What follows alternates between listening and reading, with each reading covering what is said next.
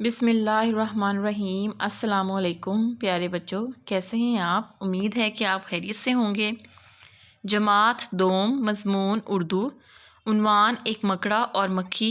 तारीख़ आज की है 4 जनवरी 2021। मकड़ा और मक्खी में हमने क्या पढ़ा था? एक मकड़ा और एक मक्खी थी। मकड़ा मक्खी से कहता है कि तुम यहाँ करीब में ही रहती हो, लेकिन कभी मेरे घर नहीं आई। कभी मेरे घर आना, मैं तुम्हें अपना घर दिखाऊंगा, वो बहुत शानदार है। वो उसको अपनी बातों में फुसला रहा होता है, बहला रहा होता है कि वो किसी तरीके से मेरे घर आ जाए। लेकिन मक्खी जो है वो उसको कह रही होती है कि नहीं, मैं तुम्हारे घर नहीं आऊँगी, मैं क्यों आऊँ तुम्हारे घर। ये पढ़ा था ना हमने इसकी स्टोरी में। आज हम इसकी नेक्स्ट स्टोरी पढ़ेंगे जो कि सफ़ा नंबर 115 के ऊपर है। सब बच्चे अपनी कारवाने उर्दू की किताब खोलें, सफ़ा नंबर 115। वहाँ से हम आज की पढ़ाई स्टार्ट करते हैं। मेरे घर में तुम्हें दिखाने की बहुत सी चीज़ें हैं। अब वो जब उसने उसको कहा कि तुम मेरे घर आना, और उसको बार बार कह रहा था कि तुम वहाँ यहाँ पास में ही रहती हो, तो तुम कभी, और हमारी जान पहचान भी है, तो तुम मेरे घर आओ। तो अब वो उसको बता रहा है कि मेरे घर में क्या क्या है, ताकि वो खुश हो जाए और उसको अच्छा लगे, तो वो आ जाए किसी तरीके से ना उसके घर में। वो उसको कह रहा है कि मेरे घर में तुम्हें दिखाने की बहुत सी चीज़ें हैं। बाहर से तो ये छोटा सा है, अंदर इसमें खुशनुमा पर्दे हैं। खुशनुमा पर्दे मतलब खूबसूरत पर्दे। मेहमानों को सुलाने के लिए नरम गरम बिस्तर भी हैं।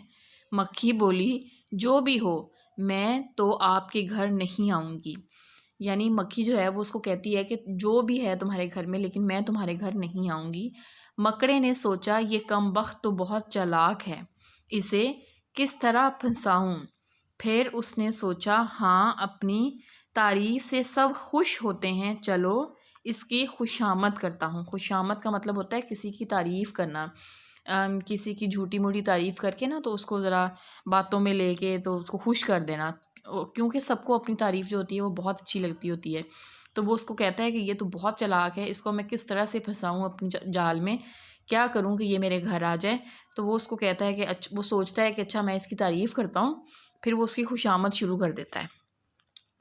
नेक्स्ट है, मकड़े ने कहा, मक्खी बाजी आप तो बहुत हसीन हैं। अब ये क्या कर रहा है? ये उसकी खुशामद कर रहा है, उसकी तारीफ़ कर रहा है।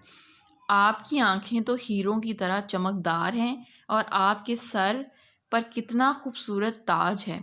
सबसे बढ़कर आप उड़ते उड़ते जो सुरीला गाना गाती हैं, इसकी तो बात ही कुछ और है। वाह वाह, सुभान अल्लाह। ये सारी उसने उसकी तो खुशामद की है, उसकी तारीफ़ की है, ताकि वो खुश हो जाए और उसके घर आ जाए। क्या कहा है उसने उसकी तारीफ़ में? उसने कहा है, आप तो बहुत हसीन हैं, आपकी आंखें तो हीरो की तरह चमकदार हैं, और आपके सर पर कितना खूबसूरत ताज है। ये देखें, ये एक मक्खी बनी हुई है ना, और ये इसके खूबसूरत सर पर खूबसूरत सा ताज है एक। सबसे बढ़कर उसने कहा, जब आप उड़ते उड़ते सुरीला गाना गाती हैं, तो इसकी तो क्या ही बात है। वाह वाह, सुभान अल्लाह। यानी वो उसकी तारीफ़ कर रहा है। अपनी तारीफ़ सुनकर मक्खी बहुत खुश हुई और कहने लगी, मियाँ मकड़े, अब मुझे आपसे कोई डर नहीं। मैं आप के घर ना आकर आपका दिल नहीं तोड़ना चाहती। अब जब मक्खी ने अपनी इतनी तारीफ़ सुनी मकड़े के मुंह से, तो मक्खी ज़ाहिर है खुश हुई।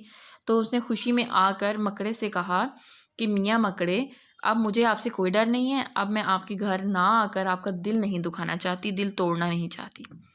ये बात कहकर जैसे ही मक्खी अपनी जगह से उठी, मकड़े ने जल्दी से उसे पकड़ लिया, उसे अपने घर ले आया। वो कई दिन से भूखा था। अब उसने खूब मज़े ले लेकर मक्खी को खाया। उसने तो मकड़े ने तो, आपने इसको कहानी से क्या मतलब सीखा कि मकड़े ने तो मक्खी को इसीलिए शुरू से ही कहना शुरू कर दिया था कि तुम मेरे घर आओ, तुम मेरे घर आओ, क्योंकि उसका तो इरादा ही उसको खाने का था। लेकिन वो मक्खी थी जो उसकी बात नहीं मान रही थी। लेकिन फिर उसने अपने घर की तारीफ़ भी की, उसके बावजूद भी मक्खी नहीं मानी। फिर जब उसने कहा कि मैं इसकी तारीफ़ करता हूँ, जब उसने तारीफ़ की, तो तारीफ़ सुनने के बाद मक्खी उसके घर आ गई। क्योंकि आपने मतलब इस कहानी से ये चीज़ सीखी होगी कि मकड़े का तो शुरू से ही मकसद मक्खी को खाना था। लेकिन मक्खी भी आखिरकार बेवकूफ़ बन गई, और उसकी जो उसने बातें की थी उनकी बातों में आ गई और उसके घर चली गई। तो अंजाम क्या हुआ कि मक्खी को उसने खा लिया। ठीक है।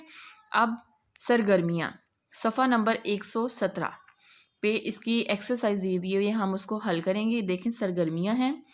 कहानी को गौर से पढ़िए और सवालों के दुरुस्त जवाब पर निशान लगाइए। सवाल है, आपने कहानी पढ़नी है और जो सही जगह दुरुस्त जवाब होगा उस पर आपने टिक कर देना है, ठीक है। मकड़ा मक्खी को अपने घर क्यों बुला रहा था? चलें सब बच्चे जल्दी से बताएं। वो मक्खी से दोस्ती करना चाहता था? नहीं। वो मक्खी को अपने घर दिखाना चाहता था? नहीं। वो मक्खी को खाना चाहता था? जी बिल्कुल, वो मक्खी को खाना चाहता था, क्योंकि आखिर में उसने मक्खी को खा लिया था ना, इसलिए हम इसके ऊपर टिक कर देंगे। नेक्स्ट है, मकड़े ने मक्खी को अपने घर के बारे में क्या बताया? मेरे घर में खाने की बहुत सी चीज़ें हैं। मेरे घर में खुशनुमा और नरम गरम बिस्तर हैं। मेरे घर में और भी बहुत सारी मक्खियाँ हैं। मेरे घर में खाने की बहुत सी चीज़ें हैं। मेरे घर में और भी बहुत सारी मक्खियाँ हैं। उसने पहला तो ये कहा था कि मेरे घर में खाने की बहुत सी चीज़ें हैं, ये भी आपने इस पे भी टिक कर देना है। और उसके बाद मेरे घर में खुशनुमा पर्दे और नरम गरम बिस्तर है, आपने इसके ऊपर भी टिक कर देना है। आपने ये फर्स्ट वाला और सेकंड वाला इन दोनों के ऊपर टिक करना है, ठीक है। लास्ट वाला छोड़ देना है क्योंकि उसने ऐसी कोई बात नहीं की थी। तो क्या करना है सब बच्चों ने कि ये जो फर्स्ट वाला है ये और ये सेकेंड वाला इन दोनों के ऊपर आपने टिक करना है, ठीक है। मकड़े ने मक्खी से अपनी बात मनवाने के लिए क्या किया?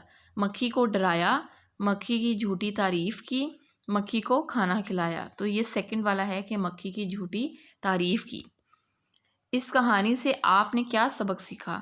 चालाक लोगों की बातों में नहीं आना चाहिए, किसी का दिल नहीं तोड़ना चाहिए, अपनी तारीफ सुनकर खुश होना चाहिए। इस कहानी से हमने यही सीखा कि चालाक लोगों की बातों में नहीं आना चाहिए, इसलिए हम इस पर टिक कर देंगे। नेक्स्ट आपके जो सर्दियों की छुट्टियों का काम है वहाँ से हमने ये सवाल जवाब लिए हुए हैं। इसका उन्वान है तफ़हीम। तफ़हीम के ये सवाल जवाब हैं जिनको हमने याद करना है। और क्या करना है सब बच्चे जल्दी से बताएं, क्या करना है? याद करना है। जी बिल्कुल, मुदर्जा झैल सवालात के जवाबात याद करें। सवाल नंबर 1, शेख सादी कौन थे? जवाब, अल्लाह के नेक बंदे थे। सवाल नंबर 2, अस्फ़हान किस मुल्क का शहर है? जवाब, ईरान का। सवाल नंबर 3, इस कहानी में किन दो जानवरों के नाम आए हैं? जवाब, खच्चर और मुर्ग। खच्चर और मुर्ग वो दो जानवर हैं जो इस कहानी में, तफ़हीम की जो कहानी थी उसमें उन जानवरों के नाम आए थे। इसके बाद है घर का काम। सफ़ा नंबर 115 और 116 की पढ़ाई करें। सफ़ा नंबर 50 सवाल नंबर 1, 2, 3 याद करें और रजिस्टर पर लिखें। ये आपके जो सर्दियों की छुट्टियों का काम, जहाँ पे विंटर पैक जो है आपके, वहाँ पे ये सवाल दिए गए हैं, आपने इनको याद करना है और रजिस्टर पर लिखना भी है, ठीक है। अपना ख्याल रखिएगा। अल्लाह हाफ़िज़।